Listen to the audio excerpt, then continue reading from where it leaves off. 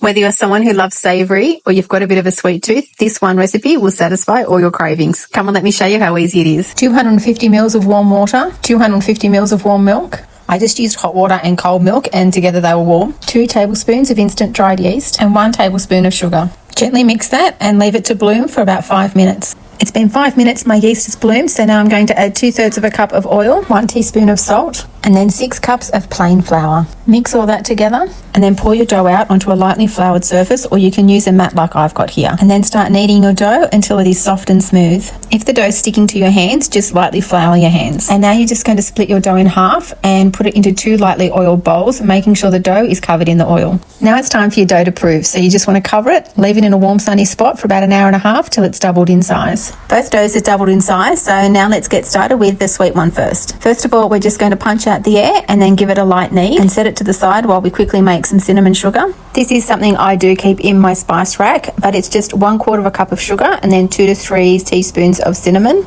Give it a quick shake and that's your cinnamon sugar done.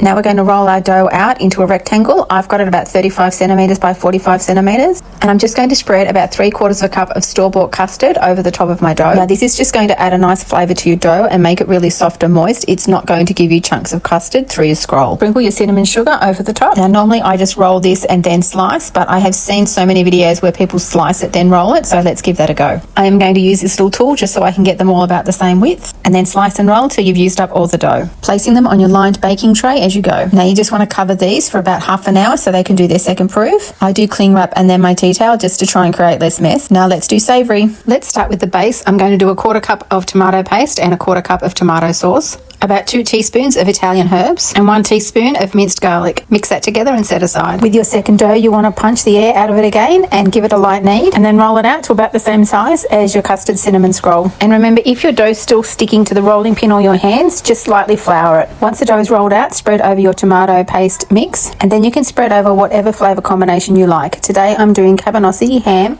capsicum, mushroom and onion. Sprinkle over some cheese, and then this time I'm going to roll and then slice, but I'm still going to use my little measuring tool to get them all the same width. Put any remaining sauce over the top and sprinkle a little bit of cheese, and again we're going to cover and let it proof for about 30 minutes. Our cinnamon scrolls are ready to be baked. Preheat your oven at 200 degrees, and now we're going to bake these for 30 minutes. And here are my perfectly cooked cinnamon scrolls. I'm just going to drizzle a little bit of vanilla glaze over them.